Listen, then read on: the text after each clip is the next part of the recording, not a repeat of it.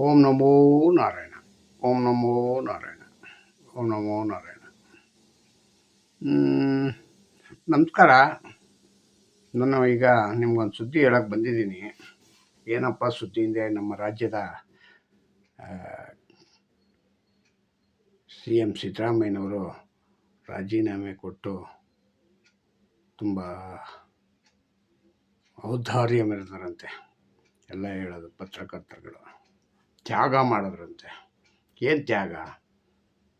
High command ಹೇಳ್ತು, ರಾಜೀನಾಮೆ ಕೊಟ್ಟರು. ತ್ಯಾಗ ಅಂದರೆ ಏನು? ತನ್ನ ಸ್ವಂತ ಇಚ್ಛೆಯಿಂದ ಬರಬೇಕು. ತನ್ನ ಸ್ವಂತ ಇಚ್ಛೆಯಿಂದ ಬಂದು ರಾಜೀನಾಮೆ ಬರೆದುಕೊಟ್ಟಿದ್ರೆ, ಹೌದಪ್ಪ ಇಷ್ಟು ದೊಡ್ಡ ಗುಣ ಇದೆ ಈ ಅಪ್ಪನಿಗೆ ಹೆಂಗಂತ ಎಲ್ಲ ಮೆಚ್ಕೋಬೋದಾಗಿತ್ತು. ಆ ಅಪ್ಪನಿಗೆ ದೊಡ್ಡ ಗುಣ ಎಲ್ಲ ಐತೆ, ಎಲ್ಲ ಬರೀ ಚಿಕ್ಕ ಗುಣ. ಯಾರು ಹೇಳಿ ಅವರು? ಬೇಡ ಈಗ ಹೇಳೋದು, ಯಾಕೆಂತಂದರೆ ಇದು ಏನೇನೋ ಹೇಳ್ತಾರೆ, ಹಂಗಾಗೋಗ್ಬಿಡುತ್ತೆ. ನಾನು ನಮ್ಮೂರಲ್ಲಾದರೆ ಹಂಗೆ ಹೇಳ್ತಾಯಿದ್ದೆ ಅವರು ಹುಡುಗರಿಗೆ ಎದುರು ನೇರವಾಗಿ. ಇಲ್ಲಿ ಹೇಳಂಗಿಲ್ಲ ಬಿಡೋಂಗಿಲ್ಲ, ಎಲ್ಲನೂ ಅರ್ಧ ವಿಷಯಗಳನ್ನೇ ನುಂಗ್ಕೊಬಿಡ್ಬೇಕು. ರಾಜೀನಾಮೆ ನೀಡಿದ್ರು. ರಾಜೀನಾಮೆ ನೀಡಿ ಸಿ ಎಲ್ ಪಿ ಲೀಡ್ರ್ ಮಾಡೋದಕ್ಕೆ ಹೋಗಿ, ಅಲ್ಲಿ ಸಿ ಎಲ್ ಪಿ ಲೀಡ್ರಲ್ಲಿ ಅವರೇ ಅವ್ರನ್ನ ಡಿ ಕೆ ಶಿವಕುಮಾರ್ ಮುಂದೆ, ನಾನು ಸಿ ಎಲ್ ಪಿ ಲೀಡ್ರಿಗೆ ರಾಜೀನಾಮೆ ನೀಡಿದ್ದೀನಿ, ಇನ್ನು ಮುಂದೆ ಡಿ ಕೆ ಶಿವಕುಮಾರ್ ಅವರು ಆಯ್ಕೆ ಆಗಿದ್ದಾರೆ, ಸಿ ಎಲ್ ಪಿ ಲೀಡ್ರಿಗೆ ಆಯ್ಕೆ ಆಗ್ತಾಯಿದ್ದಾರೆ, ನೀವು ಆಯ್ಕೆ ಮಾಡಬೇಕು ಅಂತ ಅನೌನ್ಸ್ ಮಾಡ್ತಾರೆ. ಆವಾಗ ಅಲ್ಲಿ ನೆರೆದಿರ್ತಕ್ಕಂಥವ್ರೆಲ್ಲರೂ ಕೈ ಎತ್ತುವ ಮೂಲಕ ಇದನ್ನು ಮಾಡಿದ್ರು, ಸಿ ಎಲ್ ಪಿ ಲೀಡ್ರ್ ಮಾಡಿದ್ರು ಅಂತ ಸುದ್ದಿ ಆಯಿತು. ಸಿ ಎಲ್ ಪಿ ಲೀಡ್ರ್ ಆದರು ಸ್ವಾಮಿ, okay. C L P leader ಆದಮೇಲೆ ಇವರು ರಾಜ್ಯದ ಅಧ್ಯಕ್ಷರಾದವರು ಅವರೇ ಸಿ ಎಲ್ ಪಿ ಲೀಡ್ರ್ ನಾಯಕ, ರಾಜ್ಯದ ಅಧ್ಯಕ್ಷನೇ.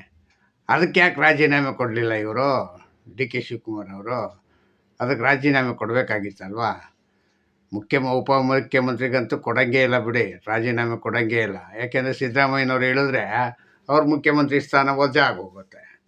ಯಾಕೆಂದರೆ ಅವರ ಸಚಿವ ಸಂಪುಟದ ಗ್ರೂಪ್ನಲ್ಲಿತ್ತು, ಅದು ವಜಾ ಆಗುತ್ತೆ. ಆದರೆ ಇವರು ಅಧ್ಯಕ್ಷರಾಗಿ ಆಗಿರೋರು ರಾಜೀನಾಮೆ ಕೊಡಬೇಕಾಗಿತ್ತಲ್ವ? ಕೊಟ್ಟಿದ್ರೆ ತುಂಬ ಚೆನ್ನಾಗಿತ್ತು.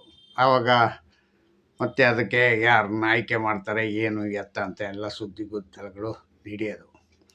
ಮುಂದೆ ಇನ್ನೂ ಇದೆ, ಮುಂದೆ ಮಾರಿ ಹಬ್ಬ ಹಂಗಂತ ಸಿದ್ದರಾಮಯ್ಯನವರು ಮನಸ್ಸಲ್ಲಿ ನೆನೆಸ್ಕೊಂಡು ಮೌನವಾಗಿದ್ದಾರೆ.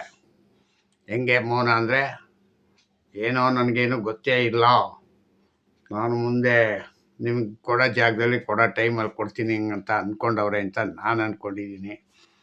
ಈಗ ಸಿ ಎಲ್ ಪಿ ನಾಯಕನಾದಂಥ ಡಿ ಕೆ ಶಿವಕುಮಾರ್ ಅವರು ಮುಂದಿನ ಮುಖ್ಯಮಂತ್ರಿಗೆ ರಾಜ್ಯಪಾಲರ ಹತ್ರ ಹೋಗಿ ತಮ್ಮ ಸಿ ಎಲ್ ಪಿ ಲೀಡ್ರನ್ನ ಆಯ್ಕೆ ಮಾಡಿದಂಥ ಲೆಕ್ಕಾಚಾರವನ್ನು 136 ಜನ ಆಯ್ಕೆ ಮಾಡಿದ್ದಾರೆ ಹೆಂಗಂತೇಳಿ ಆ ಪತ್ರನಿಗೆ ತಗೊಂಡೋಗಿ ಇವ್ರಿಗೆ ರಾಜ್ಯಪಾಲರಿಗೆ ರಾಜಭವನದಲ್ಲಿ ಲೋಕಭವನ ಆಗಿದೆ. ರಾಜಭವನ ಅಲ್ಲದು ಲೋಕಭವನ ಆಗಿದೆ. ಲೋಕಭವನದಲ್ಲಿ ತಗೊಂಡೋಗಿ ಕೊಡ್ತಾರೆ. ಅಲ್ಲಿ ಕೊಟ್ಟಾದಮೇಲೆ ಅವರು ರಾಜ್ಯಪಾಲರು ನಿಗದಿ ಮಾಡಿದ್ದಾರೆ 3ನೇ ತಾರೀಕಿಗೆ, ಅಲ್ಲೇ ಎಲ್ಲಿ ಲೋಕಭವನದಲ್ಲೇ ಪ್ರಮಾಣ ವಚನ ಸ್ವೀಕಾರ ಮಾಡುವಂತೆ ಇದು ಮಾಡಿದ್ದಾರೆ. ಮತ್ತು ಇವರು ಬ್ಲ್ಯಾಂಕೆಟ್ ಇದರಲ್ಲೇನು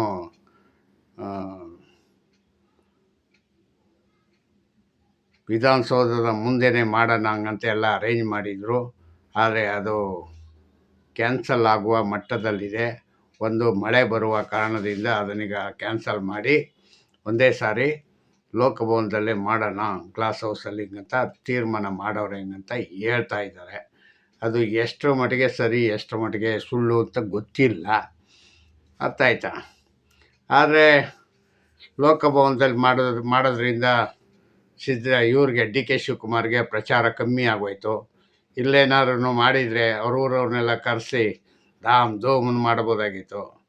ಗಲಾಟೆಗೆ ದಾಂಧಲೆ ಆಗುತ್ತೆ ಅಂತ ಹೇಳಿ ನಮ್ಮ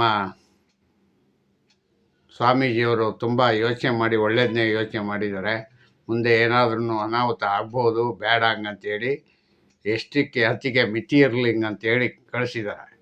ಆ ಮಿತಿನಿಗೆ ಇವರು ಬಳಸ್ಕೊಂಡು ಈಗ ಲೋಕಭವನದಲ್ಲೇ ಮಾಡ್ಕೊಳ್ಳೋಣ ಅಂತ ಡಿಸೈಡ್ ಮಾಡ್ಕೊಂಡಿದ್ದಾರೆ. ಇಲ್ಲ ಅಂದಿದ್ರೆ ಇಲ್ಲಿರ್ತಕ್ಕಂಥ ಪಾಠಗಳು ಮತ್ತು ಇವೆಲ್ಲ ವಿಧಾನಸೌಧ ಮುಂದೆ ಇರ್ತಕ್ಕಂಥ ಸೌಂದರ್ಯನೆಲ್ಲ ಹದಗೆಡಿಸಿ ಹೋಗ್ಬಿಡೋರು. ಹದಗೆಡಿಸಿ ಅನ್ನೋದೇನಕ್ಕೆ ಅಂದರೆ ಇವರು ಮೊದಲೇ ಯಾವ ರೀತಿ ನಡ್ಕೋಬೇಕು ಅನ್ನೋದೇ ಈಗ ಗೊತ್ತಿಲ್ವಲ್ಲ. ಇವ್ರ ಗ್ಯಾಂಗೆ ಹಂಗಿರುತ್ತೆ, ಯಾರ್ದು ಡಿ ಕೆ ಶಿವಕುಮಾರ್ ಗ್ಯಾಂಗೆ ಆ ರೀತಿ ಇರುತ್ತೆ. ಅದಕ್ಕೆ ನಮ್ಮ ಸ್ವಾಮೀಜಿ ಗುರುಗಳೇ ಹೇಳಿ ಕಳಿಸ್ಬಿಟ್ಟವ್ರೆ. ಯಾರ ಗುರುಗಳು ಹೇಳಿ ಕಳಿಸಿದ ತಕ್ಷಣ ಅದು ಬದಲಿ ಆಯಿತು. ತುಂಬ ಒಳ್ಳೆಯ ಕೆಲಸ ಆಗಿದೆ. ಇಷ್ಟು ವಾತಾವರಣ ನಡೆದಿದೆ. ಈಗ ಸಚಿವ ಸಂಪುಟಕ್ಕೆ ಯಾರ್ಯಾರು ಮುಖ್ಯಮಂತ್ರಿ ಆಗ್ತಾರೆ, ಡಿ ಕೆ ಶಿವಕುಮಾರ್ ಅಥವಾ ಸಿದ್ದರಾಮಯ್ಯನವರ ಕ್ಯಾಬಿನೆಟಲ್ಲಿರೋರು ಎಷ್ಟು ಜನ ಆಗ್ತಾರೆ, ಹೊಸ್ದಾಗಿ ಎಷ್ಟು ಜನ ಆಗ್ತಾರೆ ಅನ್ನೋದು ದೊಡ್ಡ ಸುದ್ದಿ ಪತ್ರಕರ್ತರುಗಳು ಮಾಡ್ತಾಯಿದ್ದಾರೆ. ಪತ್ರಕರ್ತರುಗಳಿಗೇನು ಮಾಡೋಕ್ಕೆ ಕೆಲಸ ಇಲ್ಲ. ಇದೇ ಒಂದು ವಿಷಯ ಸಿಕ್ಕಿದೆ ಹೆಂಗಂತೇಳಿ ಇದನ್ನೇ ತಿರುಗಿಸಿ ಡಿ ಕೆ ಶಿವಕುಮಾರ್ ಅವ್ರಿಗೆ ಸಿದ್ದರಾಮಯ್ಯನ ಕಡೆಯವರು ಇವನು ಹಿಂಗವನೆ, ಅವನು ಹಂಗವನೆ, ಲಕ್ಷ್ಮಣ ಆಗಲಿಲ್ಲ ಅಂದರೆ ಲಕ್ಷ್ಮಿ ಹೆಬ್ಬಾಳ್ಕರ್ ಆಗ್ತಾರೆ. ಹಿಂಗೆ ಯಾರೋ ಖಾದರ್ ಆಗಲಿಲ್ಲ ಹಂಗಂತಂದರೆ ಜಮೀರ್ ಅಹಮದ್ ಆಗ್ತಾರೆ. ಇದು ಬೇಕಾಗಿರೋಂಥ ವಿಷಯನಾ? ಬೇಡದಿರೋ ವಿಷಯ. ಆ ಯಪ್ಪ ಇನ್ನೂ ಏನು ಅಂತ ಒಂದು ಯೋಚನೆ ಮಾಡಿಲ್ಲ. ಇವರ ಕಲ್ಪನೆಯೇ ಜಾಸ್ತಿ ಆಗ್ಬಿಟ್ಟೈತೆ. ಯಾರ್ದು ಪತ್ರಕರ್ತರದು ಕಲ್ಪನೆಯಲ್ಲಿ ನಿಜವಾಗಿ ಎಷ್ಟು ಸತ್ಯ ಆಗುತ್ತೆ, ಎಷ್ಟು ಸುಳ್ಳಾಗುತ್ತೆ ಪ್ರತಿ ಸತಿ ನೋಡೋರೆ. ಆದರೂ ಇವರು ಸುಮ್ಮನೆ ಅಂತೂ ಇರೋಲ್ಲ. ಸ್ವಲ್ಪ ಕಾದು ನೋಡೋಣ, ಕಾದು ತಂತ್ರದಲ್ಲಿ ಏನಾದ್ರೂ ಇದಾಗ್ಬೋದಾ ಇಲ್ಲ. ಇವರೇ ಒಂದಷ್ಟು ಪಟ್ಟಿ ಮಾಡಿಬಿಡ್ತಾರೆ. 8 ಜನ ನಾಮಿನೇಷನ್ ಮಾಡ್ತಾರೆ,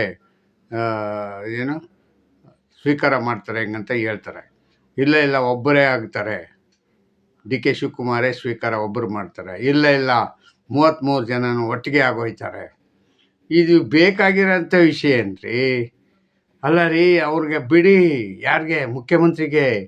ಅವ್ರ ಸ್ವಂತ ವಿಷಯ ಇಟ್ಕೊಂಡು ಅವ್ರು ಏನು ಮಾಡಬೇಕು ಅವ್ರಿಗೆ ಆಲೋಚನೆಗೆ ಶಕ್ತಿ ಜಾಗ ಇಲ್ಲ ಹಂಗಂತಂದರೆ ನೀವೇ ಪತ್ರಕರ್ತಗಳು ಡಿಸೈಡ್ ಮಾಡಿಬಿಟ್ರೆ ನೀವು ಹೇಳೋದನ್ನೇ ಕೇಳಿಸ್ಕೊಂಡು ಅವನು ಕನ್ಫ್ಯೂಸ್ ಆಗಿಬಿಡ್ಬೇಕು. ಇಂಥ ಪತ್ರಕರ್ತರು ಹಿಂಗೆ ಹೇಳೋರೆ, ಇವ್ರು ಹಿಂಗೆ